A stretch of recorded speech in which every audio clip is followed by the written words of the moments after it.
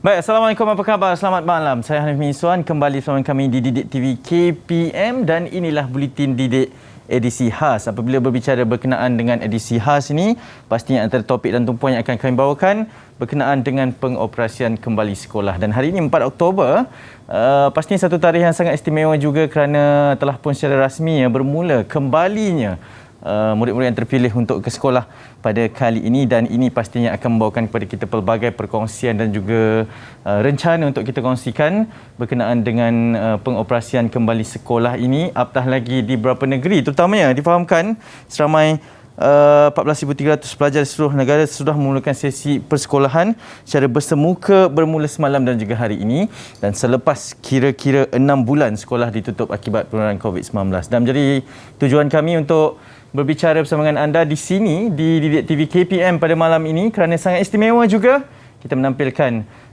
seorang tetamu yang pastinya orang yang paling layak untuk berbicara berkenaan dengan pengoperasian kembali sekolah ini. Saya ingin perkenalkan yang berbahagia Datin Sri Hajah Nur Zamani binti Abdul Hamid, Ketua Pengarah Pendidikan Malaysia, bersama-sama dengan saya secara dalam talian pada malam ini. Assalamualaikum Datin, apa khabar?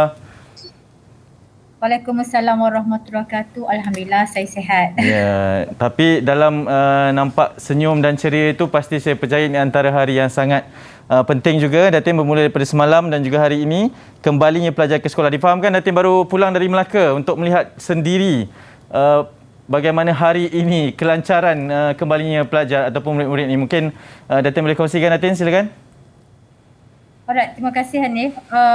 Jadi kalau kita lihat keadaan pada hari ini iaitu 4 hari bulan Oktober, iaitu negeri macam hari ini saya pergi ke Melaka, tetapi sebenarnya mulai semalam kita telah ada sekolah yang dibuka, terutama sekali seperti di Terengganu, dan kita lihat keadaannya seolah-olah seperti yang dinanti-nantikan oleh pihak Kementerian Pendidikan Malaysia, juga ada dalam kalangan guru, murid dan juga warga sekolah. Ya. Jadi saya melihat sendiri kalau sebelum ini iaitu saya telah turun ke Negeri Sembilan dan juga Johor, melihat kepada persediaan, sebab negeri ini kita lihat bahawa bermulanya pada hari ini, dan persediaan itu penting kerana kementerian telah bercakap kepada Jabatan Pendidikan Negeri, Patu PPD dan juga pengetua guru besar tentang persediaan ini kerana telah lama sekolah ditutup.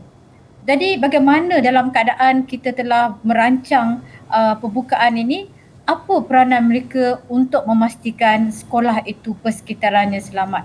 Jadi kita mengeluarkan SOP, kita mengeluarkan garis panduan. Jadi untuk turun ke lapangan ini, dia bukan saja pemantauan, tetapi kita lihat ada juga mesej kita yang tak sampai ke bawah. Yang kita lihat, yang kita kata begini dan arahannya begitu, tetapi bila kita turun sendiri ke sekolah dan sebagainya, ada lagi masih yang belum bersedia. Jadi dalam keadaan inilah kita rasakan bahawa peranan pengetua guru besar PPD untuk memantau, bukan kita lihat dalam keadaan kita merasakan kita kena ekor mereka, tetapi ini tanggungjawab mereka. Kita dah jelaskan daripada pihak kementerian mengatakan bahawa garis panduan pembukaan pengoperasian sekolah 3.0 dan kemudian SOP ini perlu dipatuhi dan diikuti supaya apabila murid kembali ke sekolah kita dah bersedia, mahupun di peringkat kelas ataupun di asrama. Jadi semua itu yang perlu kita lihat dan sediakan. Jadi bila saya turun ke sekolah, bukan setakat kita melihat kepada bilik kelas ataupun asrama, tetapi melihat juga persekitaran yang telah lama tinggal, yang mungkin sekolah itu dalam keadaan yang tidak orang kata kemas.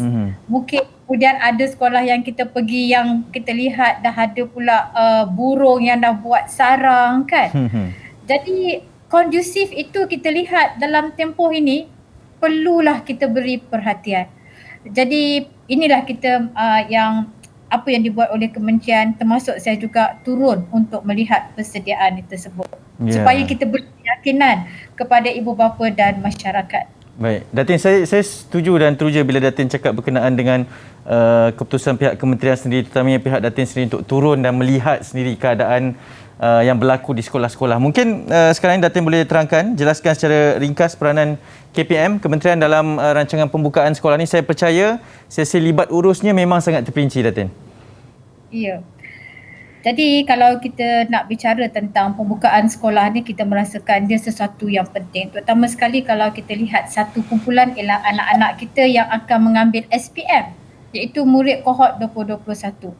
Kemudian kita turun ke bawah lagi, kita lihat murid yang tingkatan 4 yang mungkin dulu pun dia terkesan sejak tahun 2020 dan kemudian sekarang ni dia masuk pula 2021. Maksud saya ialah dahulu di tingkatan 3, sekarang di tingkatan 4. Kemudian kita tengok pula murid di sekolah rendah. Ada pula yang mungkin terkesan murid tahap 1 yang masih lagi masuk tahun 1, tahun 2 yang baru nak belajar literasi, kenal huruf, belajar bahasa dan sebagainya pun terkesan. Jadi kita memikirkan perkara yang paling baik ialah untuk membawa mereka ke sekolah untuk mengalami PDP secara bersemuka. Dan kita tak nafikan bahawa sepanjang tempoh penutupan itu PDPR berlaku. Tetapi kita nak mereka ini supaya tidak renggang terus daripada sekolah. Sebab sekolah adalah satu institusi yang memang kita rasakan bahawa itulah tempat mereka dapat berinteraksi dengan guru, bersosialisasi dengan rakan-rakan, kemudian untuk sekejap daripada rumah untuk ke sekolah dan sebagainya. Jadi untuk itu kita lihat kementerian setelah memikir dan sebagainya dan melihat juga perancangan kerajaan, maka kita merasakan kita perlu committed dan membina inisiatif untuk membuka sekolah secara bersemuka dan tetapi dalam keadaan yang selamat dan kita pastikan supaya perancangan kita ini berjalan dengan lancar. Jadi untuk itu kita telah membina satu plan kerangka komprehensif bagaimana kita hendak membuka sekolah. Apakah panduan kita, apakah kita punya sasaran dan sebagainya. Jadi kerangka itu kita bina memang kita rasakan bahawa ada perkara-perkara yang perlu kita perincikan dan kemaskan. Jadi antara langkah yang kita buat ialah setelah berbincang sendiri di peringkat kementerian, maka kita mengadakan libat urus. Jadi plan yang kita bina ini adalah berdasar kepada plan pemulihan negara yang mengikut fasa 1, fasa 2, fasa 3, fasa 4. Dan kita bina dan kita letakkan negeri-negeri tersebut dalam keadaan di manakah mereka itu berada. Jadi bila kita dah bina kerangka itu, kita nak dapatkan input, pandangan dan cadangan. Maka kementerian telah mengadakan beberapa siri libat urus. Pertamanya kalau kita lihat, kami di peringkat pengurusan tertinggi telah pergi ke Labuan, telah pergi ke Perlis, kita pergi ke Negeri Sembilan, kita berjumpa dengan guru, kita berjumpa dengan pentadbir sekolah, dengan wakil PIBG dan kita dapatkan pandangan. Kalau kita buka sekolah dalam keadaan sekarang, dan kementerian juga menggariskan beberapa perincian di situ, adakah kumpulan ini bersetuju? Apakah pandangan mereka? Sehingga kan kita juga mendapatkan pandangan dan kita membuat libat urus dan buat cadangan pandangan daripada murid-murid SPM kohort 2021 ini dan juga termasuk juga budak MBK, calon MBK. Dan kita dapatkan pandangan. Menariknya, calon-calon ni termasuk budak MBK ni kata bilalah mereka ni nak balik ke sekolah sebab mereka ini belajar dalam banyak keadaan yang tidak lengkap. Jadi mereka rasakan bahawa interaksi bersama guru itu amat penting. Dan kemudian kementerian juga mengadakan libat urus bersama kumpulan pakar dari sektor kesihatan awam, pendidikan, psikologi kanak-kanak dan juga pediatrik. Dan kita juga mengadakan libat urus dengan NUTP iaitu Kesatuan Perguruan Kebangsaan Malaysia. Gabungan Majlis Guru Besar Malaysia, Majlis Pengetua Sekolah Malaysia dan kita rasakan bahawa libat urus ini kena menyeluruh.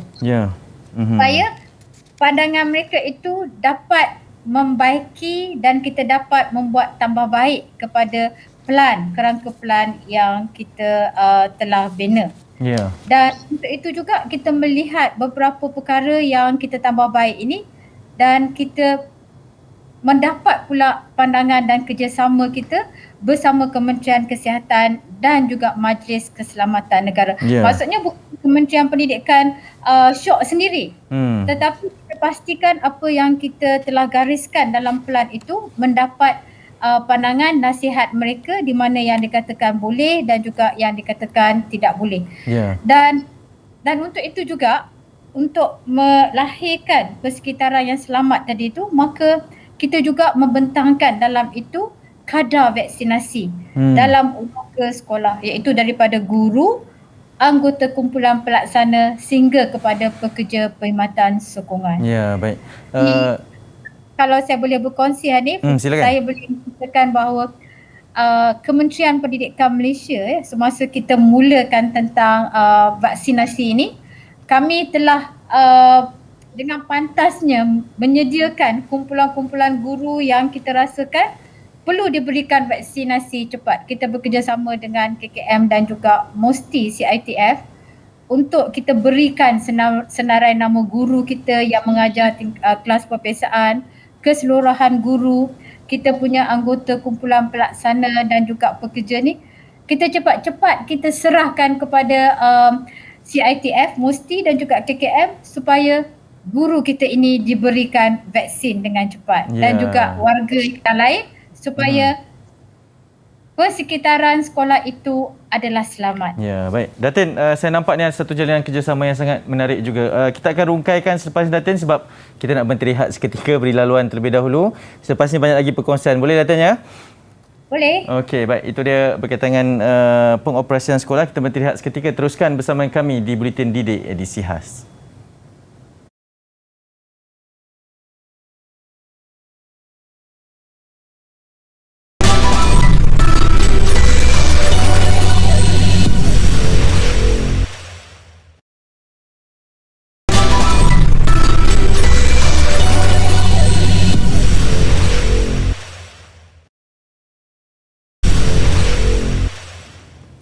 Baik, terima kasih. Masih lagi bersama dengan saya Hanif Miswan. Inilah Buletin Didik edisi khas dan kita masih lagi bersama dengan Ketua Pengarah Pendidikan Malaysia yang bahagia Sri Hajah Nur Zamani binti Abdul Hamid bersama kita berbicara berkenaan dengan garis panduan pengurusan dan pengoperasian sekolah 3.0. Datin, kalau ingin kita kongsikan, tadi dah kongsikan berkenaan dengan hasrat suasananya sekarang ini dan mungkin sekarang Datin boleh kongsikan berkaitan dengan pihak Kementerian Pendidikan Malaysia hasratnya untuk membuka sesi sekolah ini selepas sekian lama ditutup. Datin. Alright, jadi soal jawapannya simple saja, iaitu kita nak budak ini, murid-murid ini kembali supaya dia biasa balik dengan sekolah, biasa balik dengan pengajaran, pembelajaran bersemuka. Sebab begitu lama sekali mereka PDPR, kita tidak mahu mereka itu terus renggang daripada sekolah. Jadi apa yang kita dapat daripada murid seperti saya sebutkan tadi, kebanyakan murid itu memang positif. Dan kalau saya turun sendiri ke Melaka tadi, saya melihat murid-murid tingkatan 6 semester 2 yang akan menduduki peperiksaan di akhir bulan ini 25 Oktober, semua kelasnya penuh. Jadi menunjukkan bila saya tanya mereka, adakah mereka ini begitu bersemangat untuk datang ke sekolah, dan mereka jawab ya. Dan adakah mereka khawatir ataupun rasa takut seperti mana yang disebut oleh ramai masyarakat di luar, adakah kita ni betul-betul membuat keputusan yang betul membuka sekolah? Jadi mereka kata kami ni dah divaksin, guru kami vaksin, asalkan kami jaga SOP dan sebagainya, we are alright, dia kata. Jadi dalam keadaan kita lihat SOP yang begitu jelas dilakukan oleh KPM, iaitu terutamanya dari segi penjarakan, dari segi pengudaraan, buka semua tingkap, buka semua pintu dan sebagainya, mereka itu rasa yang mereka dah selamat dan mereka terus untuk mengikuti PDP secara bersemuka. Jadi dia katakan bahawa sekian lama mereka itu telah PDPR, jadi saat inilah yang baik untuk mereka berjumpa guru untuk berbincang sebelum mereka menduduki peperiksaan. Okey, Datin, kalau nak dikongsikan juga sebab tadi berkaitan dengan pelajar murid-murid, guru dan pihak kementerian sendiri. Saya percaya antara yang paling kerap ditanyakanlah berkaitan dengan persediaan ibu bapa, Datin. Bagaimana persediaan ibu bapa dan penerimaan mereka selepas sekolah mula dibuka bermula daripada semalam dan juga hari ini, Datin Sri? Ini soalan yang menarik lah ya. Yeah. Ini dari segi pengamatan saya lah ya. Saya memang jangka tak dinafikan ada beberapa pelbagai kerisauan yang ditimbulkan oleh ibu bapa di luar sana. Itu sebabnya Kementerian Pendidikan Malaysia menyatakan bahawa kami mewujudkan persekitaran yang selamat di sekolah.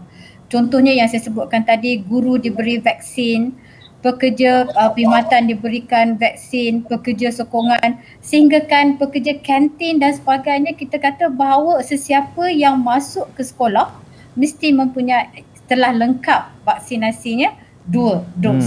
Tetapi kita ada juga golongan guru yang belum lengkap ya, dos baru 1 dos dan terpaksa menunggu. Dan mereka ini kita letakkan di bilik yang khas untuk mereka laksanakan PDP mereka ataupun mereka membantu guru-guru yang menjalankan pengajaran bagi kelas mereka. Mereka membantu dari segi menyediakan bahan, tugasan dan sebagainya. Yang ini saya nampak sekolah di SJKC UIN tadi bahawa guru dia kata saya belum lengkap, saya ambil exam dan saya membantu. Tapi dari segi ibu bapa ini, kalau saya nak rasakan dia punya kesediaan itu mungkin ada perasaan yang membelah bagi, tetapi saya percaya kelaknya kalau dilihat ramai murid yang telah pergi ke sekolah dan melihat kepada SOP yang disediakan, iaitu kehadiran, penyuraian, dan kita juga mengatakan bahawa yang hadir adalah 5% daripada enrolment populasi di sekolah. Yeah. Dan dalam kelas pun kita bagikan 50% juga. Jadi dengan kehadiran yang separuh ini, dia betul-betul boleh meyakinkan bahawa kita ada penjarakan sosial, dan jikalaulah berlakunya jangkitan ya, yang ada dalam kelas itu adalah separuh. Yang separuh lagi masih di rumah. Jadi sekurang-kurangnya kalau kita nak buat contact tracing tu bilangannya adalah lebih kecil. Jadi banyaklah yang kita usahakan supaya ibu bapa ini merasakan bahawa sekolah kita ini benar-benar selamat. Ya, baik. Sangat menarik juga antara yang berkatakan. Saya percaya ini pasti satu usaha yang berterusan. Datin, secara ringkas ni mungkin Datin boleh kongsikan berkaitan dengan saranan kepada semua pihak dalam usaha untuk memastikan, sebab saya percaya blueprint garis panduan itu dah ada tebal, tetapi untuk mengikut garis panduan ditetap gitu, Datin Sri. Okey, saya lah bukan nak katakan bahawa orang tak suka baca, tetapi garis panduan ini memang kita minta supaya daripada peringkat Jabatan Pendidikan Negeri, PPD, pengetua guru besar, ibu bapa, garis panduan ini telah diletakkan ya di portal Kementerian Pendidikan Malaysia. Jadi kita boleh baca, iaitu garis panduan pengurusan dan pengoperasian sekolah 3.0 ini telah dinaikkan di portal KPM. Jadi kita boleh minta supaya dibaca, difahamkan dan dia jelas, kerana setiap dalam garis panduan itu kita telah bentangkan kepada KKM untuk mendapatkan kelulusan. Antaranya kita kata sekarang ni kita wajibkan murid-murid ini memakai pelitup muka. Ya. Sentiasa memakai pelitup muka. Selain daripada itu, yang biasa kita tahu ialah membersihkan tangan, sanitasi ya. Dan kemudian sehinggakan sekarang ni pun bila kita katakan pengudaraan yang baik, maka kita masih mengekalkan murid ini supaya semasa waktu rehat makan di bilik belajar dengan sediaan guru. Walau bagaimanapun ada sekolah-sekolah yang menggunakan hawa pendingin ya, dan kita minta supaya mereka ini diberikan peran untuk makan di luar, tetapi atas sediaan guru, sebab pengudaraan ini penting ya. Kalau tidak mereka ni duduk dalam kelas yang hawa dingin dan that is not good for the health dan sebagainya. Okey. Baik, Datin Sri, kita nak berteriak sekali lagi kerana selepas ini saya nak tanyakan berkenaan dengan pesanan dan juga mungkin sedikit penghargaan daripada Datin Sri kepada semua petugas-petugas dan juga pendidik kita. Boleh Datin Sri ya? Boleh. Okey, baik. Kita berteriak seketika, terus bersama kami. Inilah Buletin Didik edisi khas. Jangan ke mana.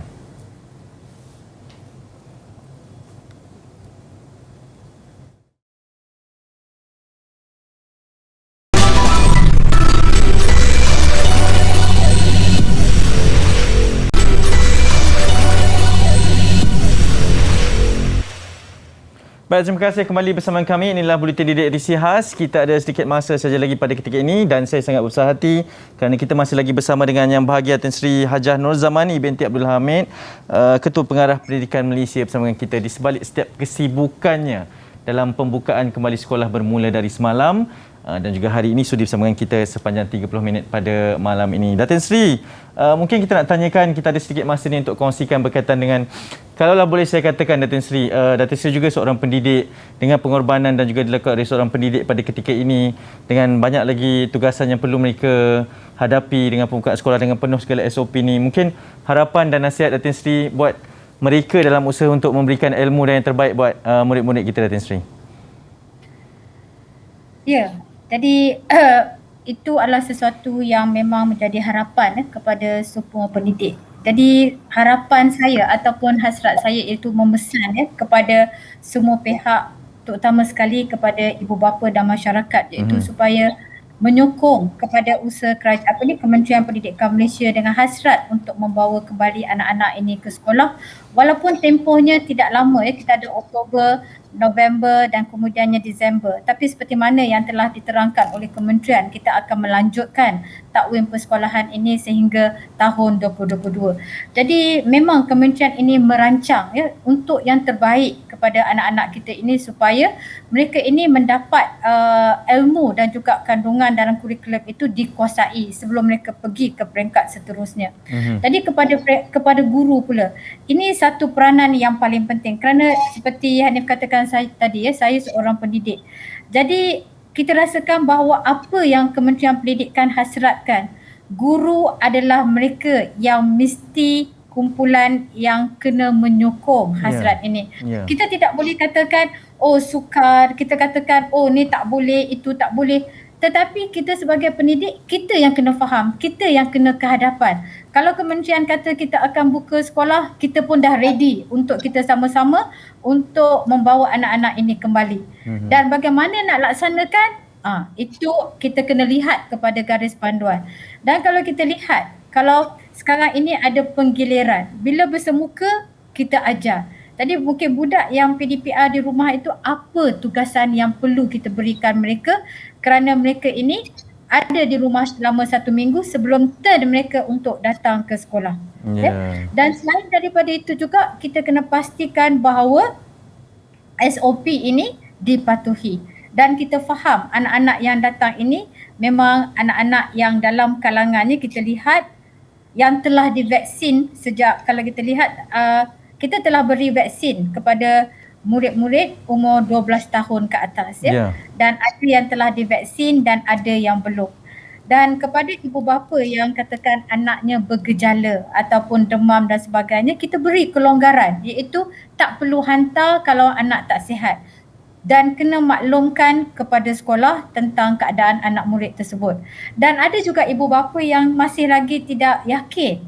Kalau misalnya dia tidak yakin untuk hantar anak ke sekolah, tanggungjawab mereka ialah kena beritahu kepada sekolah supaya kita tahu anak ini berada dalam keadaan selamat, cuma belum ada keyakinan. Tapi walau bagaimanapun, sebagai ibu bapa, satu ialah anak itu kalau sampai waktunya dipanggil untuk diberi vaksinasi, kita kena pergi hantar anak kita dan memberikan surat kebenaran. Ini untuk memastikan anak itu selamat. Yang keduanya, kalau misalnya di sekolah tiba-tiba pagi katakan anak itu datang sihat dan kemudian bila tengah hari ada gejala, di sekolah pun kita ada self-test kit yang sekolah akan menguji mereka saliva. Kalau misalnya positif, mereka itu akan, ibu bapa mereka itu akan dihubungi untuk dibawa anak ke PKD. Kalau negatif pun kita minta bawa anak itu balik supaya berehat.